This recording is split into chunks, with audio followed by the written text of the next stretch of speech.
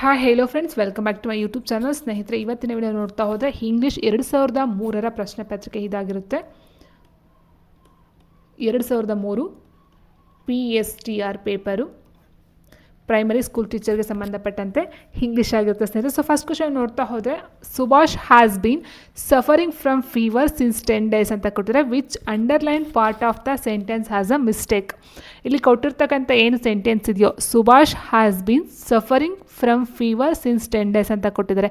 ಇಲ್ಲಿ ಯಾವ ಒಂದು ಪಾರ್ಟ್ ತಪ್ಪಾಗಿದೆ, ಮಿಸ್ಟೇಕ್ ಆಗಿದೆ ಅಂತಕ್ಕಂಥದ್ದಾಗಿದ್ರೆ ಸ್ನೇಹಿತರೆ, Subhash has been suffering from fever for 10 days ಅಂತ ಹಾಕಬೇಕಿತ್ತು. ಫಾರ್ ಅಂತಕ್ಕಂಥದ್ದು ಇಲ್ಲಿ ಯೂಸ್ ಮಾಡಬೇಕಂದ್ರೆ ಡ್ಯೂರೇಷನ್ 10 days ಅಂದರೆ ತುಂಬಾ ಒಂದು ಲಾಂಗ್ ಟೈಮನ್ನು ಕೊಟ್ಟಿದ್ದಾರೆ. ಸೊ ಹಾಗಾಗಿ ಇಲ್ಲಿ 10 days ಅಂದರೆ ಫಾರ್ 10 days ಅಂತ ಹಾಕಬೇಕಾಯಿತು. ಸಿನ್ಸ್ ಅಂತ ಹೇಳಿದ್ರೆ ಅಟ್ ಎ ಟೈಮ್, ಏನೊಂದು ಟೈಮ್ ಇದೆ ಕರೆಕ್ಟಾಗಿ ಎಕ್ಸಾಕ್ಟ್ ಟೈಮ್ ಕೊಡ್ತಾರೆ. ಸೊ ಅಲ್ಲಿ ನಾವು ಸಿನ್ಸ್ ಅಂತ ಯೂಸ್ ಮಾಡ್ತೀವಿ ಸ್ನೇಹಿತರೆ. ಓಕೆ, ಸೊ ಇಲ್ಲಿ 10 days ಅಂತ ತುಂಬಾ ಒಂದು ಲಾಂಗ್ ಟೈಮ್ ಆಯಿತು, ಡ್ಯೂರೇಷನ್ ತೊಗೊಳ್ತೀವಿ. ಸೊ ಹಾಗಾಗಿ ಇಲ್ಲಿ ಫಾರ್ 10 days ಅಂತ ಹಾಕಬೇಕಿತ್ತು. Subhash has been suffering from fever for 10 days ಅಂತಕ್ಕಂಥದ್ದು ಆಗಿರಬೇಕಾಗಿತ್ತು. ಸೊ ಆನ್ಸರ್ ಆಪ್ಷನ್ 4 ತಪ್ಪಾಗಿದೆ. The dog ran very fastly through the field. So ಇಲ್ಲೂ ಅಷ್ಟೇ which underline part of the sentence has a mistake ಅಂತ ಕೇಳಿದ್ದಾರೆ. The dog ran very fastly through the field. So ಇಲ್ಲಿ ಏನಾಗಬೇಕಂತ ಹೇಳಿದ್ರೆ the dog ran very fast ಬರಬೇಕಿತ್ತು. Okay, fastly ಬರಲ್ಲ, fast through the field ಅಂತಕ್ಕಂಥದ್ದು ಆಗಬೇಕಾಗಿತ್ತು ಸ್ನೇಹಿತರೆ. ಸೊ ಹಾಗಾಗಿ ಇದು ಸಹ ಇಲ್ಲೇನಾಗುತ್ತೆ, ಫಾಸ್ಟ್ ಅಂತಕ್ಕಂಥದ್ದು ತಪ್ಪಾಗುತ್ತೆ. ಸೊ ಫಾಸ್ಟ್ ಒಂದು ಅಡ್ವರ್ಬ್ ಆಗಿ ಯೂಸ್ ಮಾಡ್ತಕ್ಕಂಥದ್ದು. ಸೊ ವೆರಿ ಅಂತಕ್ಕಂಥದ್ದು ಯೂಸ್ ಮಾಡ್ತೀವಿ. So very fast through the field.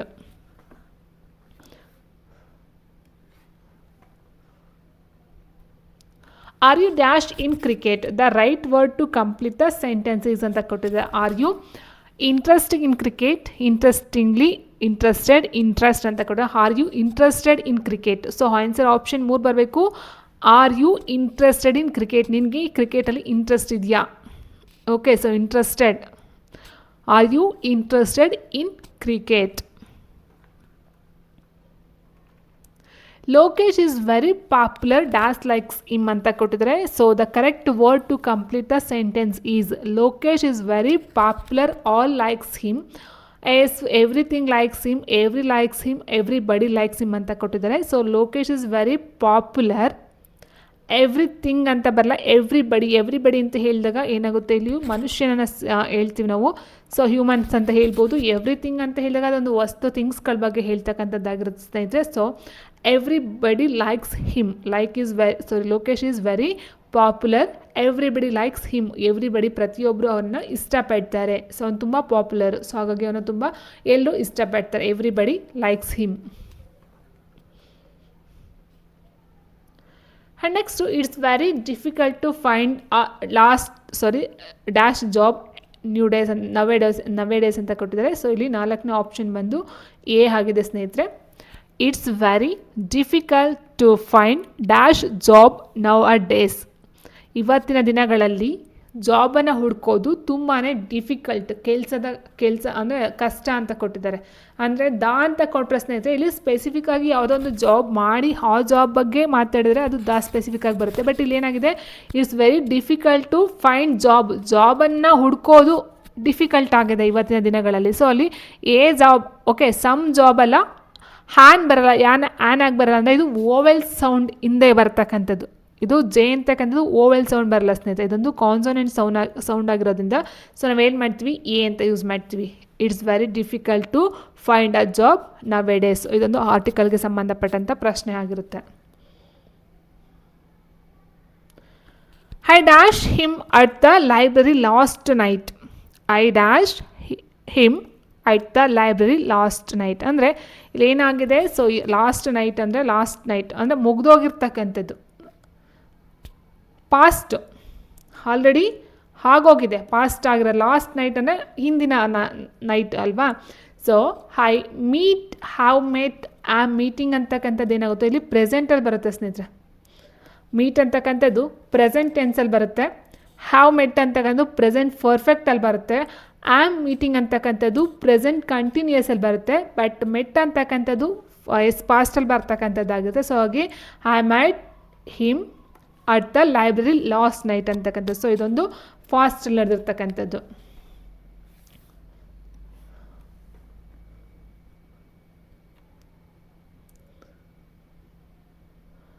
S, ಮುಂದಿನ ಪ್ರಶ್ನೆ. I am dash call a meeting of all the teachers today.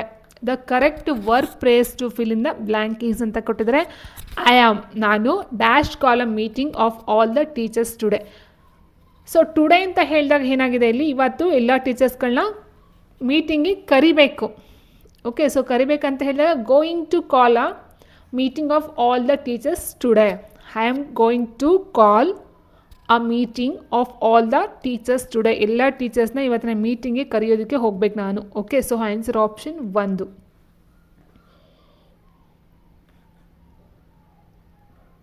ಹಾಸ್ಟಿಲಿಟಿ means, hostility ಪದದ ಅರ್ಥವನ್ನು ಕೇಳಿದರೆ ಮೀನ್ಸ್ ಅರ್ಥ ಏನು? Enmity, friendlessness and war, anger ಅಂತ ಕೊಟ್ಟಿದ್ದಾರೆ. ಹಾಸ್ಟಿಲಿಟಿ ಅಂತ ಅಂದರೆ ಏನು ಫಸ್ಟ್ ಅಂತ ಹೇಳಿದ ಸ್ನೇಹಿತರೆ, ಈ ಒಂದು ಅನ್ಫ್ರೆಂಡ್ಲಿ ಅಂತ ಹೇಳ್ತೀವಿ.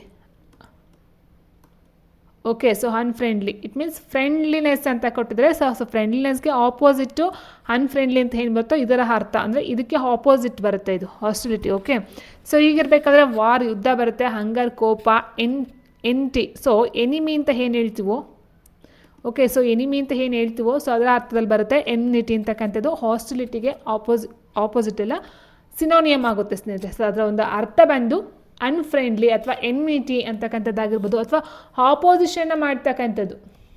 ಓಕೆ, ಸೊ ಏನು ಆಪೋಸಿಷನ್ನ ಮಾಡ್ತೀವೋ ಆಪೋಸಿಟಾಗಿ ಹೇಳ್ತಕ್ಕಂಥದ್ದು. ಸೊ ಆ ಆನ್ಸರ್ ಇಲ್ಲಿ ಆಪ್ಷನ್ 1 ಎನ್ಟಿ ಆಗಿರ್ತಕ್ಕಂಥದ್ದು. ಸೊ ಇದರ ಅರ್ಥ ಅಂತ ಹೇಳಿದರೆ ಈಗ ಹಗೆತನ ಆಗಿರ್ಬೋದು, ದ್ವೇಷ, ವೈರತ್ವ, ವಿರೋಧ, ಆಪೋಸಿಷನು. ಸೊ ಇದರ ಅರ್ಥದಲ್ಲಿ ಬರ್ತಕ್ಕಂಥದ್ದಾಗಿರುತ್ತೆ. ಅಕ್ಯುಮಿಲೇಟ್ ಮೀನ್ಸ್, ಅಕ್ಯುಮಿಲೇಟ್ ಅಂದರೆ ಟು ಕಲೆಕ್ಟ್ ಅನ್ನೋ ಅರ್ಥ ಬರುತ್ತೆ ಸ್ನೇಹಿತರೆ. ಸೊ ಆಪ್ಷನ್ 2 ಟು ಕಲೆಕ್ಟ್ ಮಾಡ್ತಕ್ಕಂಥದ್ದು.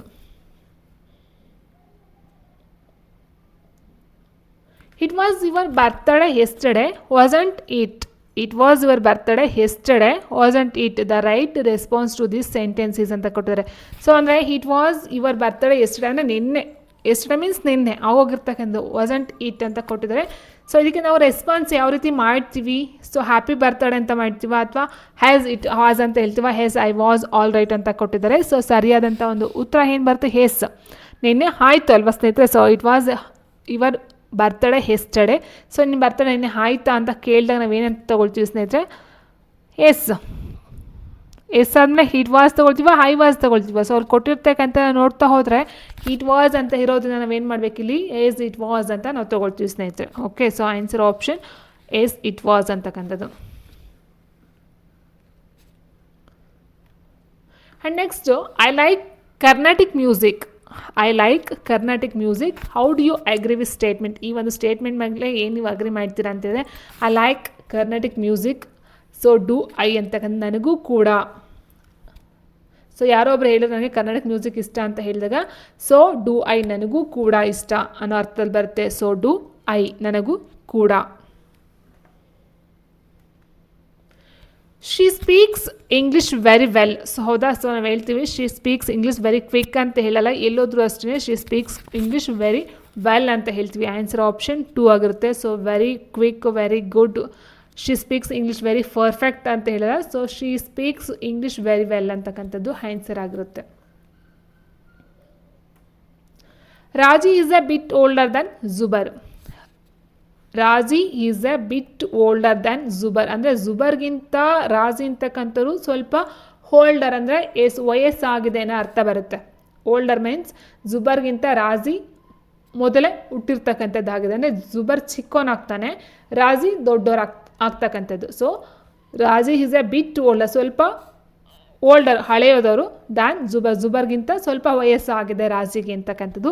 This means that both are of the same age ಅಂತ ಕೊಟ್ಟಿದ್ದಾರೆ. ಇಬ್ಬರಿಗೂ ಸಹ ಒಂದೇ ಏಜು ಅನ್ನೋ ಅರ್ಥದಲ್ಲಿ ಈ ಒಂದು ಸ್ಟೇಟ್ಮೆಂಟ್ ಕೊಡ್ತಾ ಇದೆಯಾ ಅಥವಾ ಸೆಂಟೆನ್ಸ್ ಹೇಳ್ತಾ ಇದೆಯಾ ಅಂತಕ್ಕಂಥದ್ದು ಫಸ್ಟ್ ಆಗುತ್ತೆ. Both are of the same age, same ಬರ್ತಾರ? No chance. ಸೊ ರಾಜಿ ದೊಡ್ಡವರು, ಜುಬರ್ ಚಿಕ್ಕವರು. ಜುಬರ್ ಇಸ್ ದ ಓಲ್ಡೆಸ್ಟ್ ಅಂತ ಕೊಟ್ಟವ್ರೆ. Zubair is the oldest, not Zubair oldest. Raji is the bit older. ಹೌದಾ? ಸೊ ಹಾಗಾಗಿ ಆನ್ಸರ್ ಇಲ್ಲಿ ಆಪ್ಷನ್ 2 ಸಹ ತಪ್ಪಾಗುತ್ತೆ. ರಾಜಿ ವಾಸ್ ಬಾರ್ನ್ ಬಿಫೋರ್ ಜುಬರ್ ಅಂತ ಕೊಟ್ಟಿದ್ದಾರೆ. ರಾಜಿ ವಾಸ್ ಬಾರ್ನ್ ಬಿಫೋರ್ ಜುಬರ್, ಹೌದಾ? ಜುಬರ್ಗಿಂತ ರಾಜಿ ಬಿಫೋರ್, ಮೊದಲೇ ಬಾರ್ನ್, ಹುಟ್ಟಿರ್ತಕ್ಕಂಥದ್ದು. ಇದು ಸರಿಯಾಗಿರುತ್ತೆ ಸ್ನೇಹಿತರೆ. ಜುಬರ್ಗಿಂತ ಮೊದಲೇ ರಾಜಿ ಹುಟ್ಟಿರ್ತಕ್ಕಂಥದ್ದು. ಸೊ ಹಾಗೆ ರಾಜಿಗೆ ವಯಸ್ಸು ಜುಬರ್ಗಿಂತ ಜಾಸ್ತಿ ಆಗಿರುತ್ತೆ. Raji was born many years after Zubair, ಅಂದರೆ ಜುಬರ್ ಆಫ್ಟರ್ ಅಂದರೆ ನಂತರ, ಅಂದರೆ ಯಾರ ನಂತರ? ಜುಬರ್ನ ನಂತರ ರಾಜಿ ಬಾರ್ನ್ ಅಂತ ಕೊಟ್ಟಿದ್ದಾರೆ. ಸೊ ಈ ಹೇಳಿಕೆ ತಪ್ಪಾಗುತ್ತೆ. I am too fat dash ಅಂತ ಕೊಟ್ಟಿದ್ರೆ the question tag to use with this sentence has. ಇಲ್ಲಿ ಕೊಟ್ಟಿರ್ತಕ್ಕಂಥದ್ದು ಪಾಸಿಟಿವ್ ಆಗಿದೆ ಅಂತ ಹೇಳಿದ್ರೆ ನಾವು ಮಾಡ್ತಕ್ಕಂಥ ಕ್ವೆಶನ್ ಟ್ಯಾಗ್ ಏನಾಗಿರಬೇಕು? ನೆಗೆಟಿವ್ ಆಗಿರಬೇಕು, ಅಂದರೆ ನಾಟ್ ಅಂತ ಸೇರಿಸ್ಬೇಕು, ಹೌದಾ? ಸೊ ನಾಟ್ ಅಂತ ಸೇರಿಸ್ಬೇಕು ಸ್ನೇಹಿತರೆ. ಸೊ ಆಗಿರ್ಬೇಕಾದ್ರೆ ಇದು ತಪ್ಪಾಯಿತು. ಇನ್ನು ನೆಕ್ಸ್ಟ್ ಆಮ್ ಅಂತ ಬಂದಾಗ ನಮಗೆ ಎಲ್ಲೂ ಸಹ ಆಮ್ ಅಂತಕ್ಕಂಥದ್ದು ಬರಲ್ಲ. ಸೊ ಆರ್ ಅಂತಕ್ಕಂಥದ್ದು ಬರುತ್ತೆ ಸ್ನೇಹಿತರೆ. ಐ ಆಮ್ ಅಂತ ಬಂದರೆ ನಮಗೆ ಆರ್ ಅಂತಕ್ಕಂಥದ್ದು ಬರುತ್ತೆ. ಸೊ ಆರಂಟ್ ಇಲ್ಲಿ ಐ ಕೊಟ್ಟಿದ್ದಾರೆ. ಸೊ ಹಾಗೆ ನಾವು ಐ ತಗೊಳ್ಬೇಕು, ಇಟ್ ಬರೋದಿಲ್ಲ. ಅರಂಟ್ ನಾಟ್, ಓಕೆ, ಅರಂಟ್ ಐ ಅಂತಕ್ಕಂಥದ್ದು ಆಗಿರುತ್ತೆ ಆನ್ಸರ್ ಆಪ್ಷನ್ 4. ಸೊ ನೀವು ಎಲ್ಲೇ ಹೋದ್ರೂ ಅಷ್ಟೇ ಆಮ್ ನಾಟ್ ಅಂತಕ್ಕಂಥದ್ದು ಎಲ್ಲೂ ಸಹ ಇದು ಕ್ವಶನ್ ಟ್ಯಾಗ್ ಅಲ್ಲಿ ಬರೋದಿಲ್ಲ.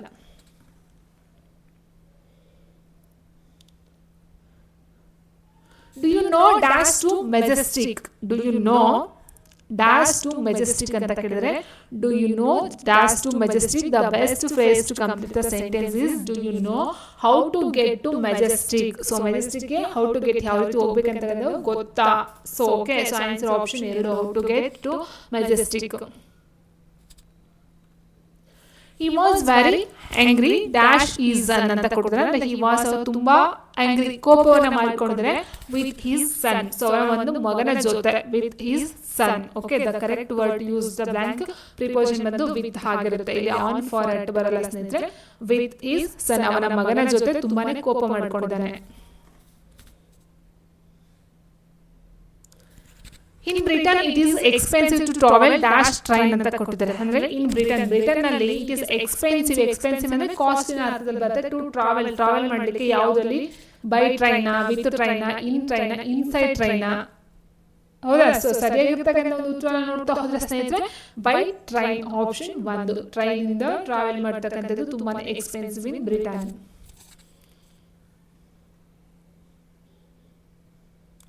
General Singh told the Jawans, go on fighting.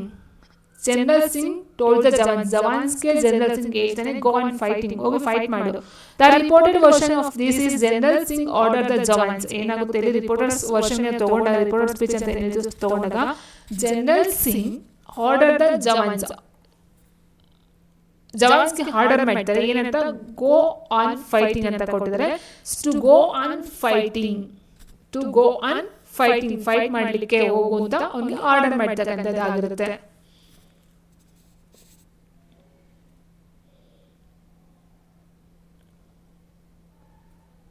Is the costumes officer said, costumes officer said, can I check your papers? ನನ್ನ ಪೇಪರ್ಸ್ ಚೆಕ್ ಮಾಡಬಹುದಾ? The reported version of this is the officer has, officers ಕೇಳ್ತಾರೆ ಏನಂತ ಕೇಳ್ತಾರೆ? If he could check his paper, option C, if he could check his papers ಅಂತಕ್ಕಂಥದ್ದು ಆಗಿರುತ್ತೆ. Believe it or not, believe it or not, ನಂಬು ಇಲ್ಲಾರ ಬಿಟ್ಟು ನಂಬರ್ ಬಿಟ್ಟರೆ ಅಂತ ಹೇಳ್ತೀವಿ. Believe it or not, it is a fact, ಅದು ಸತ್ಯ. ನಂಬಿದ್ರೆ ನಂಬಿ, ಬಿಟ್ಟರೆ ಬಿಡಿ, ಅದು ಸತ್ಯ. ಸೊ ಇಲ್ಲಿ ದ ಆಪೋಸಿಟ್ ಆಫ್ ಫ್ಯಾಕ್ಟ್, ಫ್ಯಾಕ್ಟ್ಗೆ ಆಪೋಸಿಷನ್ ಏನ್ ಬರುತ್ತೆ? ರಿಯಾಲಿಟಿ. ಸೊ ಫ್ಯಾಕ್ಟ್ ಅಂದ್ರೆ ಸತ್ಯ ಅನ್ನೋ ಅರ್ಥ ಬರುತ್ತೆ ಸ್ನೇಹಿತರೆ. ರಿಯಾಲಿಟಿ ಅಂತ ಆಪೋಸಿಟ್ ಬರಲ್ಲ, ಇದೊಂದು ಸಿನೋನಿಮ್ಸ್ ಬರುತ್ತೆ. ಫಿಕ್ಷನ್, ಇಮ್ಯಾಜಿನರಿ, ಫಾಲ್ಸ್ ಅಂತ ಕೊಟ್ಟಿದ್ದಾರೆ. ಫ್ಯಾಕ್ಟ್ಗೆ ಸರಿಯಾದಂತ ಒಂದು ಉತ್ತರ ಫಿಕ್ಷನ್ ಆಗಿರುತ್ತೆ. Option 2 fiction. So answer option 2.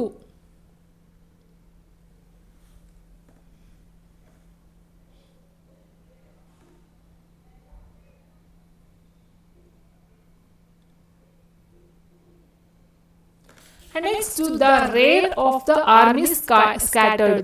The opposite of rear is ಕೊಟ್ಟಿದ್ದಾರೆ. The rear of the army scattered ಅಂದ್ರೆ ಚದುರ್ತಕ್ಕಂಥದ್ದು, ಅಂದ್ರೆ ಏನು ಈ ರೀತಿ ಇದಾಗ್ತಕ್ಕಂಥದ್ದು ಇರುತ್ತೆ. ಚದುರು ಅಂದ್ರೆ ಗುಂಪು ಜನ ಇದ್ರು, ಸೊ ಚದುರೋದು ಅಂತ ಏನು ಹೇಳ್ತೀವೋ, ಸೊ ಸ್ಕ್ಯಾಟರ್ಡ್ ಅಂತ ಬರುತ್ತೆ. The rear of the army ಅಂದ್ರೆ ಆರ್ಮಿಲಿ ಇರ್ತಕ್ಕಂಥದ್ದು, ಬ್ಯಾಕ್ ಸೈಡ್ ಏನಿರ್ತಾರೋ ಆರ್ಮಿನಲ್ಲಿ ಅಂದ್ರೆ ಮುಂದುಗಡೆ ಜನಗಳು ಇರ್ತಾರೆ ಸೈನಿಕರು, ಸೊ ಹಿಂದುಗಡೆ ಇರ್ತಾರೆ. So the rear of the army scattered ಅಂದ್ರೆ ಈ ಒಂದು ಆರ್ಮಿಲಿ ಇರ್ತಕ್ಕಂಥ ಹಿಂಭಾಗದಲ್ಲಿ ಇರ್ತಕ್ಕಂಥವ್ರು ಏನ್ ಮಾಡ್ತಾರೆ, ಸೈನಿಕರುಗಳು ಅಥವಾ ಹಿಂದೆ ಇರ್ತಕ್ಕಂಥವ್ರು ಏನ್ ಮಾಡ್ತಾರೆ, ಸ್ಕ್ಯಾಟರ್ಡ್ ಚೆದ್ರು ಹೋಗ್ತಾರೆ. ಓಕೆ, ಸೊ ರೇರ್ ಅಂತ ಹೇಳಿದ್ರೆ ಹಿಂಭಾಗದಲ್ಲಿ ಇರ್ತಕ್ಕಂಥದ್ದು, ಹಿಂಭಾಗ ಅಂತ ಅರ್ಥ ಬರುತ್ತೆ. ಸೊ ಅದಕ್ಕೆ ಆಪೋಸಿಟ್ ಅಂತ ಹೇಳಿದಾಗ ಫ್ರಂಟ್, ಮುಂದೆ ಅಂದ್ರೆ ಮುಂಭಾಗ. ಓಕೆ, ಸೊ ಇದು ಮುಂಭಾಗ ಏನ್ ಬರುತ್ತೋ ಅದನ್ನ ಫ್ರಂಟ್ ಅಂತ ಹೇಳ್ತೀವಿ, ಹಿಂಭಾಗದಲ್ಲಿ ಇರ್ತಕ್ಕಂಥ ರೇರ್ ಅಂತ ಕರಿತೀವಿ. ಸೊ ಹಾಗೆ answer option 3 front and rear ಅಂತಕ್ಕಂಥದ್ದು ಆಪೋಸಿಟ್ ಆಗಿರುತ್ತೆ. ನೆಕ್ಸ್ಟ್ ಪ್ರಶ್ನೆ ಸ್ನೇಹಿತರೆ, he is going to stay in Chamarajanagar for 10 days. He is going to stay in Chamarajanagar for 10 days. 10 days Chamarajanagar stay ಆಗೋದಕ್ಕೂ ಅವನು ಚಾಮರಾಜನಗರಕ್ಕೆ ಹೋಗ್ತಾನೆ. Okay, so the correct question to get the underline word as answer ಅಂದ್ರೆ for 10 days ಅನ್ನೋದಕ್ಕೆ ಏನಿದೆಯೋ ಇದು answer ಮಾಡ್ಕೊಂಡು question prepare ಮಾಡಬೇಕು. ಫಾರ್ 10 days ಅಂತಕ್ಕಂಥದ್ದು ಆನ್ಸರ್ ಆಗಬೇಕು. How often is he staying in Chamarajanagar? How long is he staying in Chamarajanagar? What time ಅಂತ ಕೇಳಿದ್ರೆ when is going to stay in Chamarajanagar ಅಂತ ಕೇಳಿದರೆ. ಸೊ ಸರಿಯಾದಂತ ಒಂದು ಕ್ವೆಶ್ಚನ್ ಅಂತ ಹೇಳಿದಾಗ ಸ್ನೇಹಿತರೆ ಬರ್ತಕ್ಕಂಥದ್ದು ಯಾವ್ದು ಅಂತ ಹೇಳಿದಾಗ how long he is staying in Chamarajanagar. Option 2 how long is he staying in Chamarajanagar ಅಂತಕ್ಕಂಥದ್ದು ಆಗಿದೆ.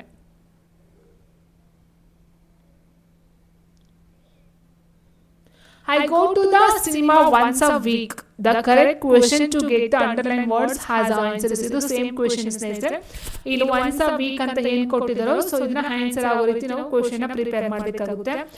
I go to the cinema once a week ಅಂತ ಕೇಳಿದ್ರೆ when ಯಾವಾಗ ಹೋಗ್ತಾನೆ, how long, how often, what time ಅಂತ ಕೇಳಿದ್ರೆ ಇದು ಸೇಮ್ ಅದೇ ಬರುತ್ತೆ ಸ್ನೇಹಿತರೆ. So answer how often option 3 ಆಗಿರುತ್ತೆ. You are dashed for this post. You are dashed for this post. The right word to complete the sentence is ಅಂತ ಕೊಟ್ಟಿದ್ದಾರೆ. You are eligible for this post. Sorry, eligible ಅಲ್ಲ ಇದು eligible. Okay, so eligible ಬರುತ್ತೆ. You are eligible for this post. Eligible for this post. Eligible for this post. Illicit ಅಂತ ಕೊಟ್ಟಿದ್ದಾರೆ. You are eligible for this post. So ವಾಕ್ಯ sentence ಓದ್ತಾ ಇರೋದು ಅರ್ಥ ಆಗುತ್ತೆ. You are eligible for this post ಅಂತಕ್ಕಂಥದ್ದು ಆಗಿರುತ್ತೆ. The news is too good to the the news is too good to be true. This means that ಅಂದ್ರೆ the news is too good. ಈ ಒಂದು ನ್ಯೂಸ್ ಏನಿದೆ ತುಂಬಾ ಚೆನ್ನಾಗಿದೆ, to be true.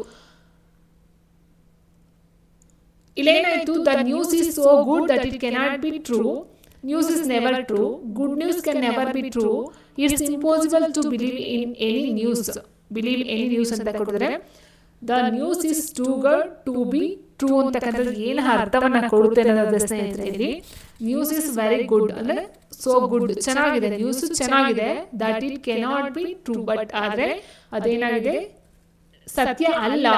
ನ್ಯೂಸ್ ಕೇಳೋದಕ್ಕೆ ಚೆನ್ನಾಗಿದೆ ಆದ್ರೆ ಅದು ಸತ್ಯ ಅಲ್ಲ ಅನ್ನೋ ಅರ್ಥದಲ್ಲಿ ಬರುತ್ತೆ. ಟು ಬಿ ಟ್ರೂ ಅಂತಕ್ಕಂಥದ್ದು ಅರ್ಥ ತಗೊಳ್ತಾ ಹೋದಾಗ that it cannot be true, ಅದು ಸತ್ಯ ಆಗೋದಿಲ್ಲ, ಬಟ್ ಕೇಳೋದಕ್ಕೆ ಚೆನ್ನಾಗಿದೆ, ಸೋ ಗುಡ್ ನ್ಯೂಸ್. ಅಥವಾ ಏನಂತ ಹೇಳ್ಬೋದು, the news is so good, ಚೆನ್ನಾಗಿದೆ ನ್ಯೂಸು ಆದರೆ ಅದು ಸತ್ಯ ಅಲ್ಲ. ಸೊ ಅದರ ಅರ್ಥದಲ್ಲಿ ಬರ್ತಕ್ಕಂಥದ್ದಾಗುತ್ತೆ. ಸೊ ಈ ರೀತಿಯಲ್ಲಿ ಕ್ವಶನ್ಸ್ಗಳನ್ನ ಕೊಟ್ಟಿದ್ದಾರೆ. ಸೊ ಈ ರೀತಿ ನಾವು ಕನ್ನಡ ಕ್ವಶನ್ಸ್ಗಳನ್ನ ಕೊಟ್ಟರೆ ನೀವು ತುಂಬಾ ಈಸಿ ಇರುತ್ತೆ. ಕನ್ನಡದಲ್ಲೆಲ್ಲ ಗ್ರಾಮರ್ ಮೇಲೆ ಕೊಡ್ತಾ ಹೋಗ್ತಾರೆ, ಸಾಹಿತ್ಯ ಲಿಟ್ರೇಚರ್ ಬಗ್ಗೆ ಕೊಡ್ತಾ ಹೋಗ್ತಾರೆ. ಬಟ್ ಇಂಗ್ಲೀಷ್ ಅಂತ ತಗೊಂಡಾಗ ನಾವು ಡೈಲಿ ಏನು ಕನ್ನಡದಲ್ಲಿ ಮಾತಾಡ್ತೀವೋ ಸೊ ಅದು ಟ್ರಾನ್ಸ್ಲೇಷನ್ ಇಂಗ್ಲೀಷಲ್ಲಿ ಇರುತ್ತೆ. ಸೊ ಅಲ್ಲಿ ಬರ್ತಕ್ಕಂಥ ಏನು ಪ್ರೆಸೆಂಟ್ ಅಥವಾ ಫ್ಯೂಚರ್ ಟೆನ್ಸ್ಗಳಾಗಿರ್ಬೋದು ಅಥವಾ ಬರ್ತಕ್ಕಂಥ ಕೆಲವೊಂದು ಪದಗಳ ಅರ್ಥ ಮೀನಿಂಗ್ಸ್ಗಳಾಗಿರ್ಬೋದು, ಸೊ ಅದನ್ನ ನಾವು ತಿಳ್ಕೊಳ್ಬೇಕಾಗುತ್ತೆ. ಬಟ್ ಅದರ ಅರ್ಥ ಅಷ್ಟು ನಮಗೆ ಗೊತ್ತಿಲ್ಲದೆ ಇರೋದ್ರಿಂದ ಇಂಗ್ಲೀಷ್ ನಮಗೆ ಟಫ್ ಅಂತ ಅನ್ಸೋದಕ್ಕೆ ಶುರು ಆಗುತ್ತೆ ಸ್ನೇಹಿತರೆ. ಬಟ್ ಯಾರಿಗೆ ಇಂಗ್ಲೀಷ್ ಚೆನ್ನಾಗಿ ಪ್ರೊನೌನ್ಸ್ ಬರುತ್ತೋ ಸೊ ಅವ್ರಿಗೆ ಬೆಸ್ಟ್ ಅಂತ ಹೇಳ್ಬೋದು ಈ ಒಂದು ಇಂಗ್ಲಿಷ್ ಪೇಪರು. ಅಂತ ಒಂದು ಏನು ಗ್ರಾಮರ್ ಬಗ್ಗೆ ಅಷ್ಟು ಕ್ವೆಶನ್ಸ್ಗಳು ಇದರಲ್ಲಿ ಇನ್ಕ್ಲೂಡ್ ಆಗೋದಿಲ್ಲ. ಜನರಲ್ ಆಗಿ ಏನು ಸೆಂಟೆನ್ಸ್ಗಳು ಬರುತ್ತೋ, ಒಂದು ಸೆಂಟೆನ್ಸ್ಗೆ ಸಂಬಂಧಪಟ್ಟಂತೆ ವರ್ಡ್ಸ್ಗಳು ಬರುತ್ತೋ ಸೊ ಅದ್ರ ಬೇಸಿಸ್ ಮೇಲೆ ಕ್ವೆಶನ್ಸ್ಗಳನ್ನ ಕೇಳ್ತಾ ಹೋಗಿದ್ದಾರೆ.